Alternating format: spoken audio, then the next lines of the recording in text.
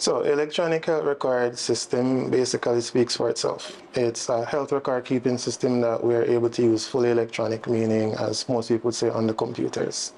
Historically, most of our medical records keeping was pen and paper. So we had medical records, some are very bulky for each patient, depending on how long they've been coming to our facility.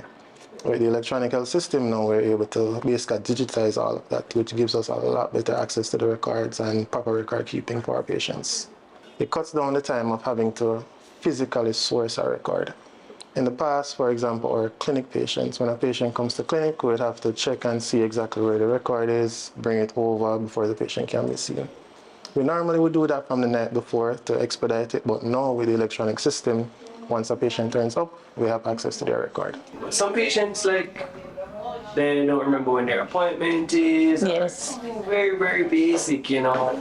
They might not be sure which clinic they're going to, and just stuff like that they're not sure of.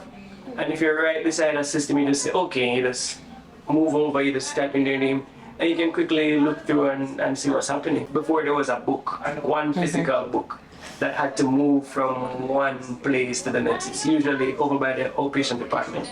So if you want to give somebody a date, you'd have to call somebody on the phone and say, hey, I'm going to give you some information. Can you write this person's name down on this day?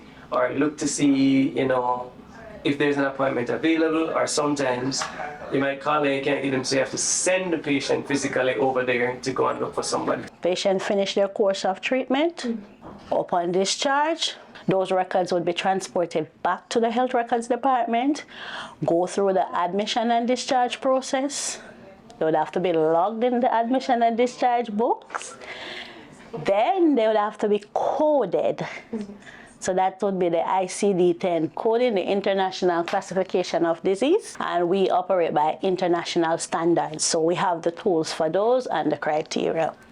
The only difference between the old system and the new system, you do not produce a physical record, so they have real access. This should play a part in reducing the waiting time. What the electronic system allows is you can create temporary spaces on it.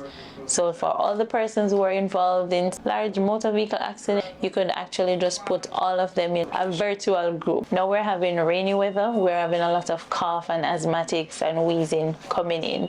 So we're better able now to keep a track and look and see, all right, these are the asthmatics that come in, what their vital signs are. You can look and say, all right, this one needs a little bit more attention, without you actually seeing the physical patient.